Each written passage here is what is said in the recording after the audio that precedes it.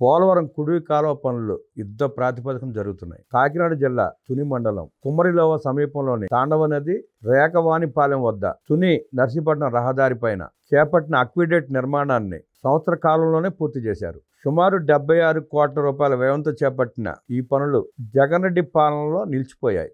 కూటమి ప్రభుత్వం వచ్చిన తర్వాత గత డిసెంబర్లో పనులు మళ్లీ పునఃప్రారంభించారు. సంవత్సర కాలంలోనే మిగిలిపోయిన సుమారు 40% పనులను పూర్తి చేశారు. 22 పిల్లర్లతో 447 మీటర్ల పొడవును నిర్మించిన ఈ అక్విడేట్ నిర్మాణంలో 6 టన్నుల 4 క్వింటాల స్టీలు, 79,000 క్యూబిక్ మీటర్ల కాంక్రీటు వినియోగించినట్టు ఎగ్జిక్యూటివ్ ఇంజనీర్ తెలిపారు.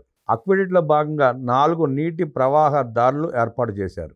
వీటి గుండా పోలవరం కుడికాల వెళ్తుండగా కింద తాండవ నది ప్రవహించనుంది. అక్విడేట్కి ఇరువైపులా వాహనాలు వెళ్లేందుకు మార్గాలు నిర్మించారు.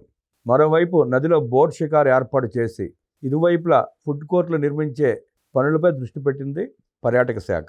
ఇవన్నీ పూర్తయితే పర్యాటకంగా ఆ ప్రాంతం అభివృద్ధి చెందుతుందని స్థానిక ప్రజలు సంతోషాన్ని వ్యక్తం చేస్తున్నారు.